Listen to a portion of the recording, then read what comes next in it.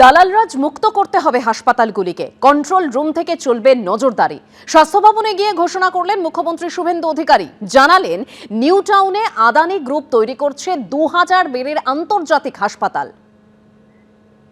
এই control রুমটাকে live একটা বড় উদ্দেশ্য কিন্তু ব্রোকারদের হাঁটানো। নবান্ন যাওয়ার পথে স্বাস্থ্য ভবনে সারপ্রাইজ ভিজিট। বেরোনোর সময় জানালেন রাজ্যের সরকারি চিকিৎসা ব্যবস্থার খোল নলছে বদলে ফেলার পরিকল্পনার কথা। সরকারি হাসপাতালগুলিকে দালাল রোগের হাত থেকে মুক্ত করতে কড়া বার্তা দিলেন মুখ্যমন্ত্রী।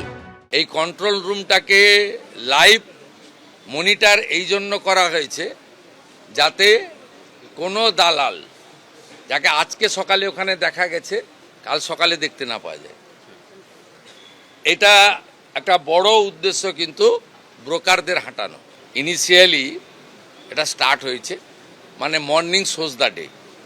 আমি বলবো যে সুপ্রভাত ভালো হবে। বৃহস্পতিবার সকাল 11টা নাগাদ হঠাৎ স্বাস্থ্য ভবনে আসেন মুখ্যমন্ত্রী। যান দ্বিতীয় তলার মনিটরিং রুমে, যেখান থেকে মনিটর করা হচ্ছে সরকারি হাসপাতালের পরিষেবা।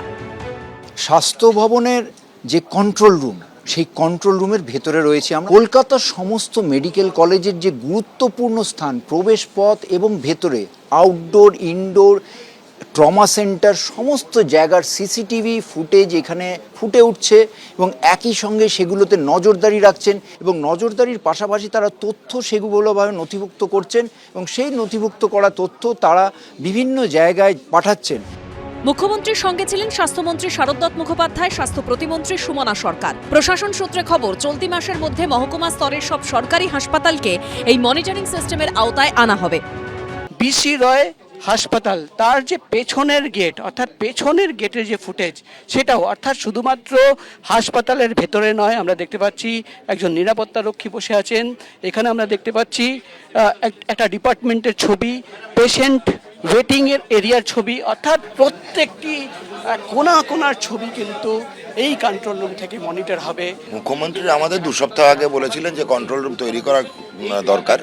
2 সপ্তাহের মধ্যে আমরা কলকাতার প্রায় সবকটি আর জেলার প্রায় 3-4টা আমরা এখন অবধি ইনক্লুড করতে পেরেছি। এর সঙ্গে সাব ডিভিশন, মহকুমা অবধি এবং প্রাইভেট হাসপাতাল অবধি যাবে আস্তে আস্তে। পাশাপাশি মুখ্যমন্ত্রী ঘোষণা করেন নিউ টাউনে আদানি গ্রুপ তৈরি করছে 2000 বেডের আন্তর্জাতিক মানের হাসপাতাল। আদানি গ্রুপ নিউ টাউনে একটি 2000 বেডের ইন্টারন্যাশনাল মানের হসপিটাল তৈরি করছে। আগামী কয়েক মাসের মধ্যে আমরা এই কাজ শুরু করে দিতে পারব। সাধারণ মানুষকে উন্নত মানের চিকিৎসা দেওয়ার পাশাপাশি স্বাস্থ্যকর্মীদের সুরক্ষা দেওয়ার উপরও জোর দেন মুখ্যমন্ত্রী। স্বাস্থ্যকর্মীদের তো সুরক্ষা আমরা দিবই। তারা, আমি নার্স বোনেদের, দিদিদের দেখলাম অ্যাপ্রন, গ্লাভস, সুন্দর করে ড্রেসে আছেন, খুব সুন্দর। আমি প্রধান সচিবকে বলেছি মন্ত্রীদ্বয়কে রেখে সামনে যে ল্যামিনেশন করা ব্যাচ করে দিতে, যে ইঞ্জেকশন দিয়ে ফেলেছে, ট্রলি যার নিয়ে যাওয়ার কথা, যার সিকিউরিটি দেওয়ার কথা, সে সেলাই করে দিয়েছে। এইটাকে সেগ্রিগেট করার জন্য, চিহ্নিত করার জন্য বা আলাদা করার জন্য বিভিন্ন স্তরে বিভিন্ন কালারের ল্যামিনেশন করা ব্যাচও চালু করতে বলা হয়েছে। সব মিলিয়ে সরকারি হাসপাতালের ক্রনিক ডিজিজ দালাল রাজমুক্ত করতে বদ্ধপরিকর বিজেপি সরকার। ঝিলম করঞ্জাই ও প্রকাশ সিনহার রিপোর্ট, এবিপি আনন্দ। এবিপি আনন্দ, এগিয়ে থাকে, এগিয়ে রাখে।